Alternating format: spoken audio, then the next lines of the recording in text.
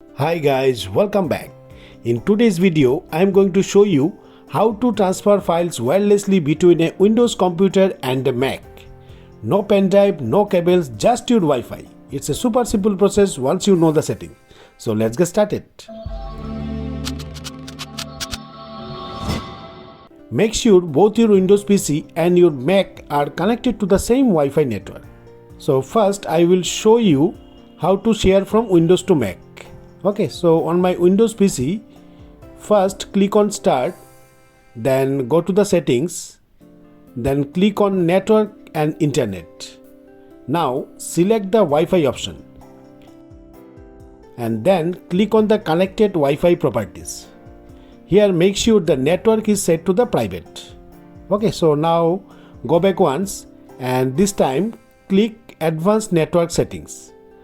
Under More Settings, click on Advanced Sharing Settings. Here you will see three categories. Under Private Network, make sure Network Discovery is turned on. And also File and Printer Sharing should be on. Then under All Network, make sure Password Protected Sharing is turned off. That's it. Now close all windows.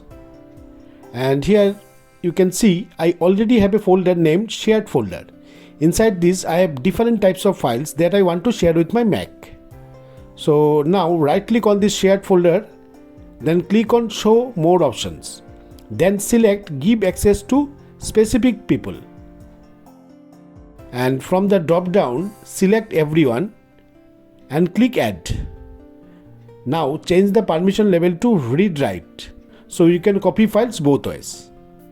After that, click Share and then Done. Now let's find the IP address of this Windows PC. So click on the search bar and type CMD and open command prompt.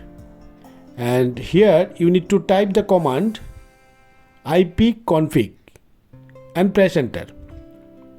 From the result, note down the IP version 4 address. So this is the address we will use on the Mac. So once you have it, you can close command prompt.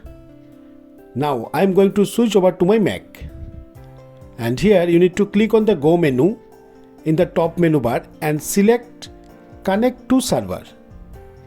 In the box that appears, type the IP address of your Windows PC that we noted earlier. Once done, click Connect. And it will ask again, so click Connect one more time. Here choose to connect as guest, then click Connect again. And now you will see the shared folder from your Windows PC right here on your Mac. So just select it and click OK and you are in.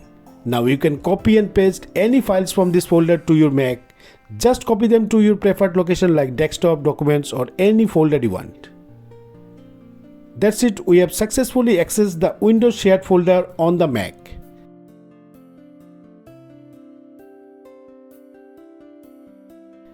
Next, I will show you how to go the other way, that means from Mac to Windows. So on your Mac, click on the Apple logo, then click on System Settings. Go to the General and on the right hand side, find File Sharing. And it needs to be turned on. Then click the small eye icon next to the file sharing.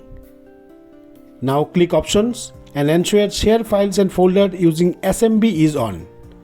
Under the user list, tick your administrator account or the account you want to share with. And it will ask for your Mac account password. So enter it to enable SMB for that account. Then click OK.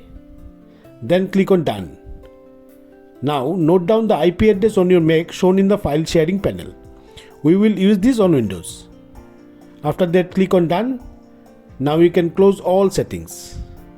Now back on the Windows PC again. Here you need to open File Explorer. And at the very top, click inside the address bar and here you need to first type 2 \, then enter the Mac IP address that you noted earlier. It should look something like this. Once done, press enter and you will see your Mac shared folder. So now you can open the administrator share or the specific shared folder you enabled. Now browse to the location on the Mac where you kept the files for Windows.